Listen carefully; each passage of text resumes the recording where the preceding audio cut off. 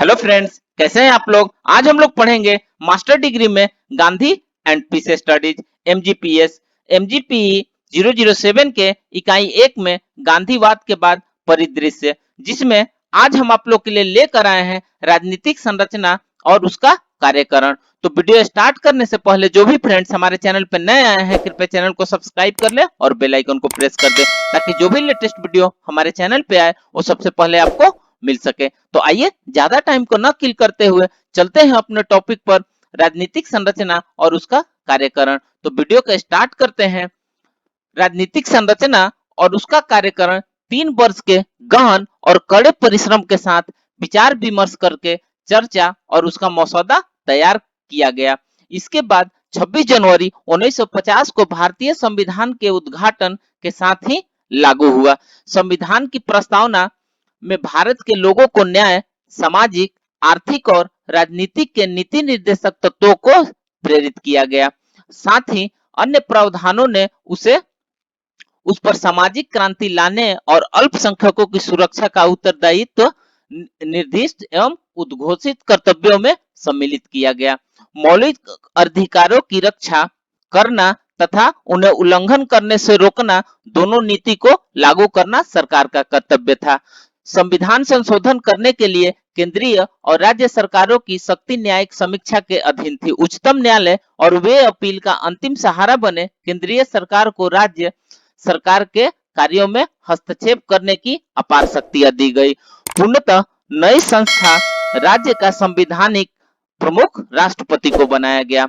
2 आवश्यक महत्वपूर्ण आयोग, वित्त आयोग और योजना आयोग अस्तित्व में आए। राष्ट्रीय सिविल सेवाओं सहित सरकार को कर वसूली और देश में कानून व्यवस्था बनाए रखने के अतिरिक्त आर्थिक विकास के लिए भी उत्तरदायी बनाया गया।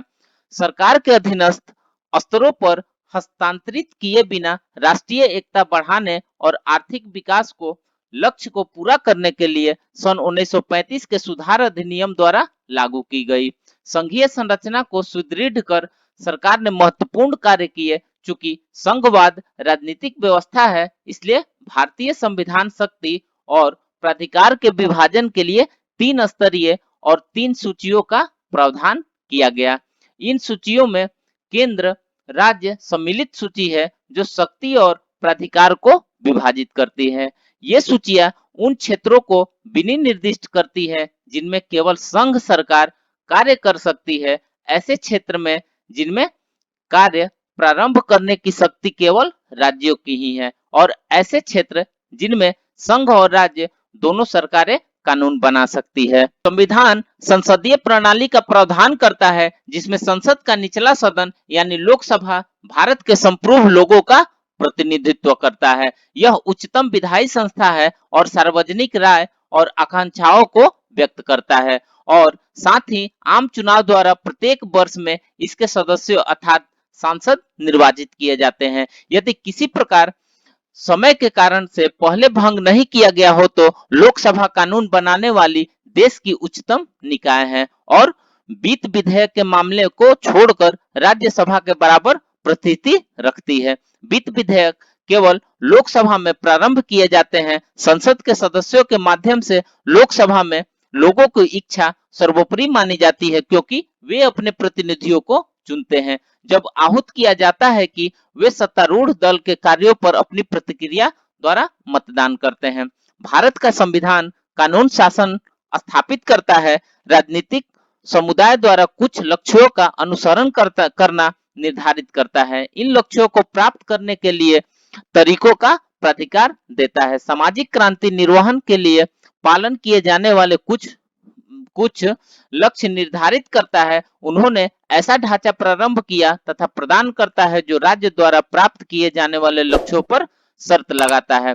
संवैधानिक प्रावधान विविध सामाजिक आर्थिक हितों के आधार पर बदले जा सकते हैं जो प्रतिकूल रूप में प्रभावित हुए हैं या उनके हितों का संवर्धन अवरुद्ध हो गया है।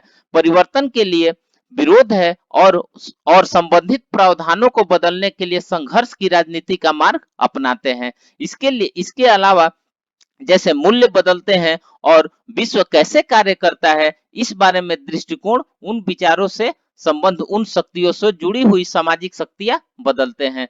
संविधान भी बदलने के लिए प्रवृत्त होता है, या तो उनका पत्र संशोधित किया जाता है या उनकी भावनाएं की पुनर्व्याख्या की जाती है। इस प्रकार राजनीति भी उस तरीके से निर्धारित करती है जिसमें ये दबाव में काम करते हैं, और किन शक्तियों को उन्हें बदलना चाहिए ये दर्शाता है। भारत ने शासन व्यवस्था प्रणाली के रूप में प्रतिनिधिक लोकतंत्र को चुना है। इसका अभिप्राय यह है कि यह प्रभु सत्ता संपन्न लोगों को अपने चुने हुए प्रतिनिधियों के माध्यम से देश पर शासन करते हैं। भारत ने एकल सदस्य निर्वाचन क्षेत्रों का विकल्प चुना है, जहां प्रतिनिधियों को बहुमत द्वारा चुना जाता है। राजनीतिक प्रणाली में कार्य संचालन के लिए दो या दो से अधिक दलों का होना आवश्यक है, जो समाज की शक्ति अधिग्रहण करने और नियंत्रण करने के लिए आपस में एक दूसरे से संघर्ष मुकाबला करते हैं। प्रारंभ में भारत का शासन भारतीय राष्ट्रीय कांग्रेस द्वारा किया गया, जो प्रमुख दल हुआ करता था, परंतु शीघ्र ही उसकी प्रभुता घटने लगी और अंततः सुदृढ़ बहुदलीय प्रणाली द्वारा प्रतिस्थापित हो गई। संसद और राज्य विधानमंडलों में कांग्रेस बहुमत को जेपी आंदोलन और सन 1974 में भारतीय रेलवे वर्कर्स यूनियन हड़ताल का सामना करना पड़ा, जिससे विश्व के सबसे अधिक विशाल रेलवे नेटवर्क को पंगु बना दिया। इलाहाबाद उच्च न्यायालय द्वारा सन 1971 में निर्वाचन संबंधी अनाचार के आरोप में श्रीमती इंदिरा गांधी का चुनाव अवैध करार देने के बाद इन सभी घटनाओं के फलस्वरूप जून 1975 में इंदिरा गांधी ने आंतरिक आपात स्थिति लागू की थी। कुछ असंतुष्ट कांग्रेसी नेताओं सहित आंदोलन और विरोधी दलों के संपूर्ण नेतृत्व को जेल में डाल दिए गए। प्रेस पर भी सेंसर लगा दिया गया। आपातकाल में ज्यादतियों ने कांग्रेस शासन को अत्यधिक अलोकप्रिय बना दिया। इसके फलस्वरूप आपात स्थिति समाप्ति के तत्काल बाद सन 1977 के चुनाव में कांग्रेस पार्टी को भी क्षति हुई, परंतु जनता दल सरकार की घोर असफलता, दल संबंधी फूट और उसके शीर्ष नेताओं में अहम टकराव ने सन 1980 में मध्यवर्ती चुनाव का मार्ग प्रशस्त किया, जिसमें श्रीमती इंदिरा गांधी को पुनः सत्ता में लाने की लिए सहायता की। सन 1984 में श्रीमती गांधी की हत्या कर दी गई थी। कांग्रेस प्रभुत्व पुनः प्राप्त करने का साधन बनी, अतः शीघ्र ही यह प्रभुत्व बिखर गया। इसमें लगातार गिरावट आने लगी। बाद में केंद्र में कांग्रेस के नेतृत्व में यूपीए सरकार बनाने के लिए उन्होंने वांछित संख्या पुनः प्राप्त कर ली थी। शासन अंतराल में कांग्रेस के पतन और राजनीति के प्रादेशिकरण के कारण गठबंधन सरकारें आई और गई। भारतीय जनता पार्टी कांग्रेस के शक्तिशाली विरोधी राष्ट्रीय दल के रूप में उभरी और उत्तर प्रदेश में समाजवादी पार्टी और बहुजन समाज पार्टी तथा बिहार में राष्ट्रीय जनता दल जैसी विभिन्न राज्य और क्षेत्रीय दलों का उदय हुआ, जो राष्ट्रीय स्तर पर गठबंधन सरकार के निर्माण में महत्वपूर्ण तत्व बने। यह बहुविधिया निर्वाचक परिवर्तनों दो महत्वपूर्ण प्रश्न उत्पन्न करता है, जिसमें पहला हो जाएगा यह विभिन्न राजनीतिक दलों के निर्वाचक भाग्यों में क्या परिवर्तन अभिप्रेषित करता है, और दूसरा हो जाएगा भारत में पार्टी प्रणाली के कार्यकरण के लिए इसके पास क्या विस्तार व्यवस्था है। हित प्रेरित समाज में सामाजिक आर्थिक समूह अपने हितों की सुरक्षा और संवर्धन के लिए सामूहिक निर्णय को प्रभावित करने या नियंत्रित करने की दृष्टि से समाज के शक्ति तंत्र संयोजन, प्रभुत्व और नियंत्रण के लिए आपस में ही प्रतिस्पर्धा करते हैं। इससे सामाजिक दरार उत्पन्न और गहरी होने लगती है, जैसा कि निर्वाचन प्रक्रिया में दिखाई देती है। असमान सामाजिक आर्थिक हित या तो विद्यमान राजनीतिक दलों के माध्यम से कार्य करते हैं या उनमें से कुछ स्वयं राजनीतिक दल गठित करते हैं।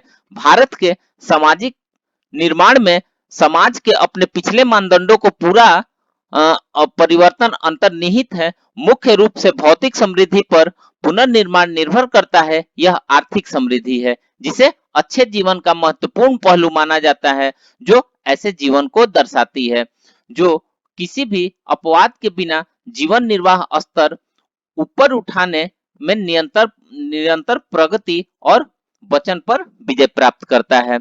नैतिक विकास सहित सभी प्रकार के समृद्धि का आधार भौतिक समृद्धि मानी जाती है। इसका अभिप्राय न केवल उत्पादन प्रणाली में क्रांति लाना है, अपितु सभी को समान और सेवाएं उपलब्ध कराना है। ये दोनों संभावनाएं दुर्लभ समाजीय संसाधनों, विशेषकर गरीबी और वचन से ग्रस्त वर्ग को भी सुलभ होनी चाहिए। यह सब उन लोगों तक पहुंचनी चाहिए जिन्हें इसकी अत्यंत आवश्यकता है। इन आशाओं की पूर्ति में विफलता होने पर लोगों में वर्गगत और क्षेत्रीय वफादारी को बढ़ावा देती है और अंततः क्षेत्रीय राज्य दल का निर्माण करती है और ये राजनीतिक शक्ति को प्राप्त करती है जो राष्ट्रीय स्तर पर निर्णय करने की प्रक्रिया में अधिक शक्ति और अधिक महत्व प्राप्त करने तथा शक्ति अधिग्रहण करने का प्रयास करते हैं। इससे क्षेत्रीय राज्य दलों के निर्माण को प्रोत्साहन मिलता है तथा राष्ट्रीय स्तर पर गठबंधन सरकार गठन की अपरिहार्य मुख्य कारक होती है। तो फ्रेंड्स, इस प्रकार से आज हमने राजनीतिक संरचना और उसका कार्यकरण के बारे में पढ़ा। तो मिलते हैं एक नए वीडियो के साथ में, तब तक से हमारे चैनल पे बने रहिए। धन्यवाद।